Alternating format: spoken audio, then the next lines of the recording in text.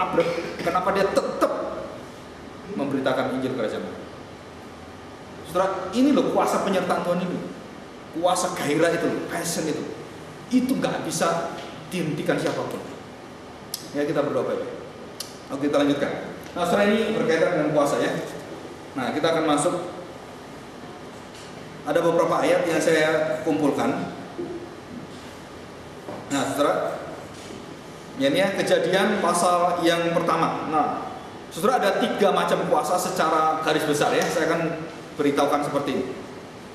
Di Alkitab Kejadian pasal 1 dijelaskan kuasa manusia yang menguasai akan kuasa alam semesta dan bumi serta seluruh binatang-binatang. Kuasa menguasa itu berasal dari kuasa sang penguasa, yaitu yang memberikan segala kuasa. Ya, saudara bingung? Jadi saya berkuasa ini karena saya ada kuasa yang beri saya kuasa, sehingga saya bisa berkuasa menguasai yang di bawah saya. Nah, ada 3 level yang kuasa Allah, kemudian level kuasa manusia, dan level yang ditulis dalam Kejadian 1 ayat 16. Siang menguasai malam, malam menguasai siang. Binatang satu menguasai yang lain, diatur oleh Tuhan secara stratanya. Tetapi manusia tidak diatur oleh Tuhan untuk saling menguasai. Tetapi manusia hanya diberikan apa? Untuk saling melayani dalam kuasa pelayanan. Tidak pernah diberikan pada kita manusia di gereja ataupun di luar gereja prinsip sama. Nah, saya percaya so. Jadi prinsip gerejawi ini bisa menjadi teladan untuk seluruh masyarakat dunia, termasuk khususnya pemimpin presiden. Kuasa pelayanan. Jadi saya tidak diberi kuasa untuk menguasai orang lain, enggak. Tapi saya diberi kuasa untuk apa? Melayani orang lain. Di situ. Kalau alam semesta bisa kita buat seperti itu kan. Jadi binatang-binatang dengan yang lain ada strukturnya semua gitu di bawah. Begitu manusia, saudara nggak bisa. Binatang ini menguasai ini, binatang menguasai, enggak. Saudara, yang paling mengejutkan apa? Binatang terbesar pun kalahnya dari binatang yang paling kecil. Ya kan? Saudara, manusia itu geli seperti ini dengan virus saja mati kok. Betul nggak? Aneh kan manusia itu kan? Masa dengan virus saja kamu kalah? Coba lawan dong virus itu. Mana pak virusnya itu dilawan mana? Masuk di dalam gitu kan? Itu hukum alam. Jadi akhirnya yang paling kuasa kalahnya dengan yang kecil ini loh. Yang terkecil ini bisa kalahkan yang terbesar. Yang besar, wow, bertahta gitu tiba-tiba bluk kalah. Saudara, kerajaan-kerajaan terbesar juga sama. Saudara pelajari di kerajaan. Saya pelajari mulai dari Indonesia, Jawa, terus kemudian Melayu, baca-baca gitu ya. Semua kerajaan jatuh dengan apa? Dengan Joko Tingkir. Ya, dengan apa? Orang biasa yang Tuhan pakai untuk gulingkan. Sun Yat-sen, Chiang Kai-shek dan Chang yang lain. Ya kan? Kalah dengan apa? Dengan Mao Zedong, dengan siapa ini yang mati yang sekarang ditaruh di Tiananmen. Kenapa dia bisa menang? Dia turun ke rakyat, melayani rakyat satu-satu 13 tahun lebih. Dari desa ke desa, dari desa ke desa. Kemudian dia waktu naik ke atas, ambruk semua. Ambruk semua. Dia langsung naik ke atas. Dan dia sangat dipuja oleh rakyatnya. Sampai sekarang foto dan mayatnya masih ada di mumi di sana. Saya hanya lihat dari jauh, nggak boleh dekat-dekat, gitu ya. Saya lihat, ya inilah manusia. Ya, oke, saudara, perhatikan baik-baik dalam Ulangan 15, bangsa Israel diberi janji oleh Tuhan. Apa janjinya? Engkau akan menguasai segala bangsa. Saudara, perhatikan baik-baik ya. Kalau kita mau simak, sampai hari ini hak menguasai ini masih ada loh. Ada di mana? Di orang-orang Yahudi. Saya tanya sekarang, nggak usah banyak-banyak, saudara. Lampu ini siapa yang kasih? Sudah pakai lampu dari siapa yang temukan? Edison orang apa aja? Orang Yahudi. Saya pakai komputer ini, siapa yang bisa buka komputer? Siapa yang punya semua program-programnya? Yang punya Microsoft siapa? Siapa dia? Yahudi. Saudara, seluruh teknologi semua yang ada yang kita pakai ini, saudara, firman Tuhan mengatakan, kamu akan menguasai banyak bangsa. Tadi itu betul, saudara. Saudara, kemarin saya lihat, ini Tapi jangan macam-macam ya, jangan ikut ya. Ditemukan senjata, mulai dari senjata kimia sampai senjata yang seperti itu. Siapa yang temukan sampai jenius berlian? Semua Israel. Kenapa semua Israel? Saya pernah cerita nggak waktu saya ke Tientang, yang gede itu, kelipatan 3, wow menor 3. Nanti yang punya duit tolong ke sana gitu ya. Saudara di sana itu ada, wah gitu kan, dan ada ruangan 2 yang kiri dan kanan ditutup semua. Nggak boleh orang masuk. Saya kan daripada saya nganggur di sana, ya lihat-lihat gitu selesai semua kan, aku jalan ke sana, gitu kan, jalan ke sana. Terus ada satu si Agus gitu ya, yang dari China itu sekarang di Jakarta.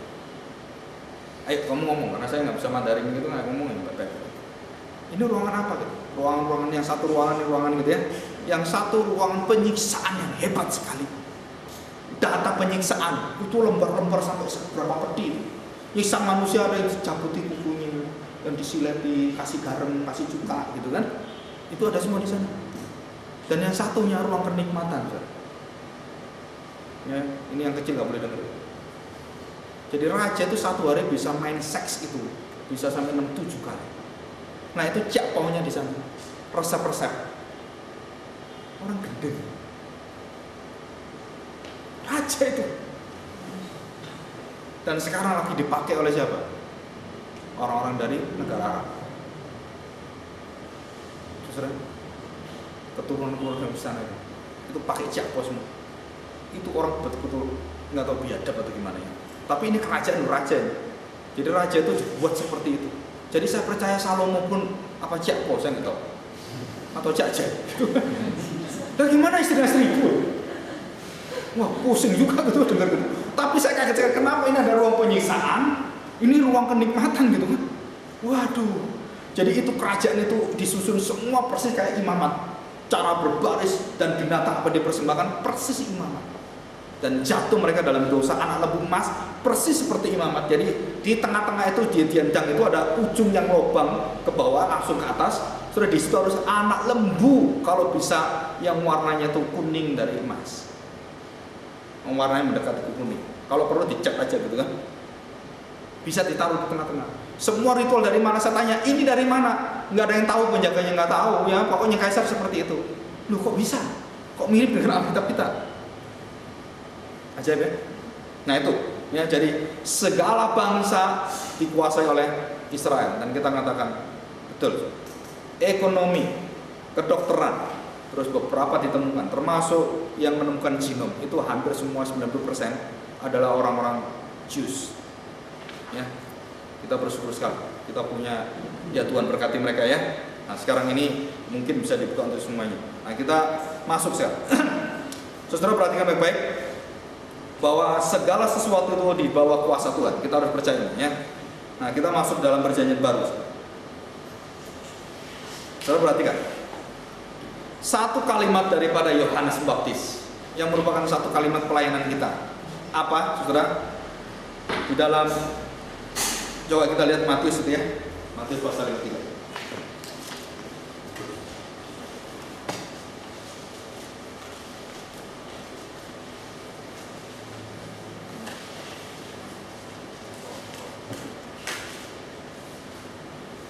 Aku membaptis kamu dengan air sebagai tanda pertobatan, tetapi Ia yang kemudian datang daripadaku lebih berkuasa daripadaku, dan aku tidak layak melepaskan kasutnya. Ia membaptiskan kamu dengan Roh Kudus dan dengan api, dan kemudian alat penampi dan semuanya, dan api yang tidak terpadamkan. Saudara perhatikan kalimat dari Yohanes. Biasanya yang mengurapi, jadi seperti ini ya, saya mengurapi, saya meneguhkan. Posisi saya itu lebih tinggi dari yang diteguhkan. Posisi secara di hadapan Tuhan, rohani. Nah, saudara kemarin saya bahas ini, mungkin malam nanti saya mau bahas. Sebelum ada penatua, itu ada diaken. Sebelum ada diaken, sebelum semua ada, itu sudah ada gembala sidang. Sudah ada pendeta atau rasul-rasul. Di mana rasul-rasul itu langsung diangkat oleh Tuhan. Nah yang diangkat oleh Tuhan langsung inilah yang mengangkat seluruh jabatan-jabatan di gereja. Nah saya tanya sekarang, adakah penatua menabiskan pendeta? Ada nggak? Betul kan? Adakah dia menabiskan pendeta? Kamu tak tabiskan? Nggak ada kan? Artinya apa? Bahwa Tuhan sudah atur memperlengkapi gereja seperti ini. Tapi bukan berarti, sekali lagi, bahwa kuasa melayani yang di atas pendeta ini yang lebih daripada penatua dan diaken untuk memerintah mereka. Bukan. Untuk apa? Untuk melayani. Nah ini konsepnya harus tahu tuh. Banyak orang nggak mau pendeta di atas, penatua itu maunya lebih tinggi dari pendeta. Kenapa? Karena dianggap kekuasaan kerajaan. Nah ini jatuh semua. Bisa ngerti maksud saya? Kenapa gereja dikuasai oleh majelis? Susah tahu sebabnya? Karena mereka berpikir seperti kerajaan dunia. Sehingga mereka yang tidak mengerti firman Tuhan dan bahkan mungkin nggak bertuhan pun bisa jadi majelis. Kenapa bisa? Karena yang di sini tidak dapatkan syaratnya. Tidak mungkin seorang diaken atau penatua yang tidak percaya Kristus bisa naik, atau hidupnya tidak mau serupa Kristus boleh naik, nggak boleh. Lebih baik ada cuma satu penatua atau cuma satu diaken daripada 30 penatua dan diaken tapi yang tidak ada Kristus dalamnya. Itu rusaknya minta ampun gereja. Coba camkan kata-kata saya, perhatikan. Jadi kalau tidak ada hati yang mau seperti Kristus, kemudian dia memerintah di gereja dan mengatur, pasti aturan dunia semua. Dan itu saya rasakan semua. Kenapa ini beda? Kenapa ini beda? Karena kamu tidak bisa mengerti arah hati Tuhan, mengerti kedalaman hati Tuhan. Saudara, kenapa Rasul itu bisa tahu? Dan Rasul waktu takbiskan penatua diaken ditakbiskan oleh dia. Dan siapa yang mengatur kedudukan mereka? Rasul semua. Untuk apa? Untuk melayani jemaat. Bukan terus katakan, oh nggak mau saya nggak mau lebih rendah dari pendeta, nggak mau lebih rendah dari pendeta penginjil. Saudara nggak bisa seperti itu. Kenapa? Karena Alkitab sudah tetapkan kuasa itu. Tuhan sudah berikan itu perlengkapannya. Jadi bukan untuk menguasai sebenarnya. Nah pendeta yang menguasai dosanya besar sekali. Dia akan berhadapan dengan Tuhan dan dia akan dibinasakan Tuhan.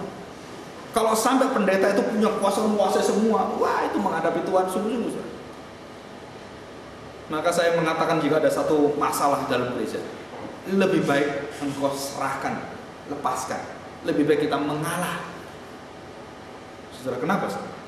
Karena di sanalah engkau tahu hati Tuhan. Paling enak seperti itu. Mau dicaci maki, mau di apa, mau ditampar kayak Tuhan Yesus tadi, serahkan aja, nggak mau kekuasaannya, ambil aja, nggak apa.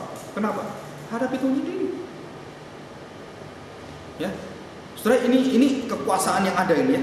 Nah kita belajar dari Matius tadi, jiwa daripada Yohanes apa? Dia tahu waktu dia menapbiskan, yang ditapbiskan ini lebih tinggi daripada dia kedudukannya, dan bahkan ini adalah Allah Maha Tinggi. Yohanes tahu ini, masih layak enggak ini untuk menapbiskan ini. Nah itu perasaan itu kemudian dia keluar satu kalimat apa? Ya dia harus lebih bertambah-tambah besar dan aku harus semakin hilang, semakin kecil. Nah itu jiwa pelayanan yang ada dalam Yohanes, yang walaupun satu kalimat dia katakan dan itu kebenaran yang menyertai meneladani semua menjadi pedoman gereja. Ya saudara di sini. Jadi kalau sampai kita terus diangkat melebihi daripada Kristus dan jemaat saya tidak kenal Kristus, bahkan kenal pendetanya nggak kenal Kristus, itu pendetanya harus dipancung. Ya, dengar omongan saya. Pendeta yang lebih dikenal daripada Kristus dan lebih diperhatikan daripada Kristus harus dipancung. Kenapa? Itu bukan kerajaanmu. Ini kerajaan surga. Jadi setiap orang harus tahu siapa, rajanya siapa. Jadi saya sebagai gembala sidang pendeta atau para maju semua membawa orang mana? Menyembah Kristus, jangan menyembah kita. Sedikit, saudara, kita nggak akan berhasil. Kenapa? Nggak mau serupa Kristus. Kita harus bawa orang itu untuk dewasa rohani terus menuju ke sana. Jadi kenal Kristus. Nah kalau dia sudah kenal Kristus, dia akan luar biasa setianya, komitmen. Kenapa luar biasa setia? Karena dia tidak tergantung pada tingkah laku manusia lagi. Kamu pendeta mau jatuh, mau berzina, mau apa gitu, saya tetap memuliakan Kristus. Kalau dia tergantung orang, aduh kecewa Pak, kenapa? Pendeta saya seperti ini, majelisnya seperti ini, keluar aja lah. Nah, saudara kenapa? Karena Kristus tidak dikenal di gereja itu. Tapi kalau dikenal, saudara, siapapun di sana dia tetap setia. Ya ini yang harus dikerjakan. Nah, ini masa depan Gloria ini sebenarnya. Kita harus berdoa baik-baik ya. Walaupun dunia tidak suka cara ini, tetapi saya katakan harus mau. Nggak mau, silakan menghadap Tuhan sendiri. Ya kan? Kan gampang saya. Kalau nggak mau diajar firman Tuhan, ya udah kamu ketemu Tuhan sendiri aja kan. Nanti akhir zaman gitu kan ketemu, nah langsung dihakimi gitu kan. Tambah celaka gitu kan. Ya, saudara, ini yang saya jelaskan ya. Nah, kita masuk ke suratan sekarang ya. Setelah kebangkitan Kristus apa? Perhatikan. Saya baca yang luar biasa aja gitu ya, tentang satu kuasa yang Tuhan berikan pada kita. Perhatikan. Roma 6 ayat 14 ya, di sana. Roma 6 ayat yang ke-14. Sebab kamu tidak akan dikuasa lagi oleh dosa, karena kamu tidak berada dalam hukum Taurat, tetapi di bawah hukum ya kasih karunia. Tidak ada kata-kata hukum itu ya. Di bawah kasih karunia. Saya tanya sekarang, kapankah saya tidak diikat oleh hukum Taurat pada saat saya berada di bawah hukum kasih karunia atau di dalam kasih Allah itu? Jadi kalau saya sudah di dalam kasih Allah, perlu nggak saya taat hukum Taurat? Nggak perlu. Bukan berarti membuang Taurat, bukan. Tapi karena saya memiliki penggenapannya, jadi Taurat di sini sudah digenapi di sini. Ya, ada ilustrasinya. Ya, jadi kuasa. Jadi Tuhan kasih apa kita sudah? Kuasa menguasai dosamu. Udah dikasih nih. Dosa, maut, termasuk karakter kita bisa dikuasai dengan penguasaan diri Roh Kudus. Kita melatih ini seumur hidup kita. Dan bahkan kalau bisa sharing life di gereja kita, membantu saling menajamkan dalam komunitas. Ya, membantu untuk menguatkan kalau dia jatuh, termasuk kalau dia nggak punya sesuatu yang lain punya, beri pada dia. Nah, itu terjadi satu komunitas yang disebut sebagai komunitas kuasa kerajaan. Ya, jadi bukan menguasai orang, tapi kita saling melayani. Jadi waktu saya melayani, saya menjadi rajamu. Waktu kamu melayani saya menjadi rajamu. Nah, di situ kita bersyukur gitu ya. Nah, ini luar biasa nih. Oke, yang terakhir. Ya, kita buka di dalam Wahyu pasal 11. Kalau belum ada, tolong dicatat ya. Wahyu pasal 11 ayat yang ke-15.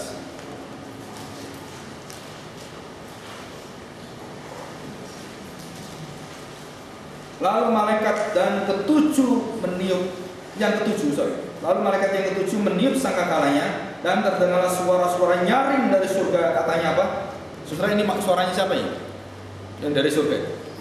Malaikat kan? Jadi malaikat wah menyaring gitu kan? Meniup sangkakalanya. Apa puji-pujiannya? Pemerintahan atas dunia dipegang oleh Tuhan kita, dan Dia yang diurapinya, dan Ia akan memerintah sebagai raja sampai selama-lamanya. Akibatnya apa, saudara? Perhatikan ayat yang ke-16. Dan ke-24 tua-tua yang duduk di hadapan Allah, di atas tatanya, mereka apa? Tersungkur dan menyembah Allah sambil berkata, ya ini saudara, ini nanti kita akan persis sama kalimat ini akan kita lakukan di hadapan Allah bersama-sama dengan 24 tua-tua ini. Kalimat ini, saudara, ini sudah ditulis ya. Jadi nanti saudara tak tahu pakai bahasa masing-masing atau gimana dengan cara Tuhan. Kami mengucap syukur kepadamu, ya Tuhan Allah yang Maha Kuasa, yang ada dan yang sudah ada, karena Engkau telah memangku kuasamu yang besar dan telah memulai memerintah sebagai raja. Dari semua bangsa telah marah, tetapi amarahmu telah datang saat bagi orang-orang mati untuk dihakimi, dan untuk memberi upah kepada hamba-hambamu, nabi-nabi dan orang-orang kudus, dan kepada mereka yang takut akan namamu, kepada orang-orang kecil dan orang-orang besar, dan untuk membinasakan barang siapa yang membinasakan bumi. Bukan hanya orang ini. Nah, ini satu teologi green theology keluar dari sini. Jadi kita orang percaya harus memelihara bumi ini, ya. Saudara, nanti tahun lalu sebenarnya sudah mau diadakan gerakan ekologi. Ya, cuman ya kita doa juga gitu ya, kadang-kadang terbentur dengan banyak hal termasuk dana. Jadi kita harus berani untuk apa? Mengajar jemaat membuang sampah plastik dengan plastik, kertas dengan kertas, kotoran dengan kotoran. Kenapa saudara? Karena kalimat ini mengatakan barang siapa yang membinasakan bumi akan dibinasakan Tuhan. Jadi kalau kita yang menyebabkan itu sembarangan hidup, saudara, kita belajar. Ya, mulai sekarang carilah semua makanan, semua yang alamiah. Walaupun itu mahal, kalau sudah punya duit silakan. Tapi kalau nggak punya duit, minimal saudara hidup yang sederhana. Ya, itu semua ada di sini. Jadi firman Tuhan ini lengkap sekali. Jadi kuasa Tuhan bukan hanya diberikan kuasa kita cuma tentang dosa, tentang maut, bukan hanya itu. Kita juga bisa menguasai hidup ini. Tuhan kasih. Maka saya mendorong kalau saya khotbah di siswa atau mahasiswa, saya selalu mendorong mereka untuk di dalam Tuhan dengan ilmumu masing-masing, bawa itu untuk mempersembahkan bagi Tuhan.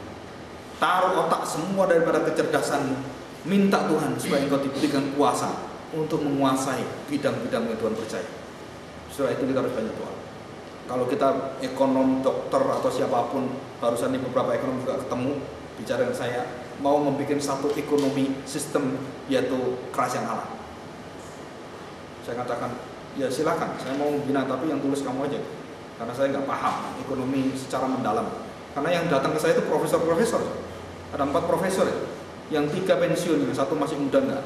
Dan ini ada doktor, ada 3 doktor, jadi ada lebih dari 6 orang. Mereka rindu sekali, setelah saya paparkan ini mereka rindu sekali untuk apa? Menggarap bidang itu. Kenapa ya? Memang saya nggak bisa garap. Saya katakan silakan, kalau mau undang saya memberikan wawasan dalam firman Tuhan saya mau. Tapi kalau sampai ke dalam ya saya kemampuan terbatas. Ya, kita berdoa. Minta Pak Yon, minta dulu.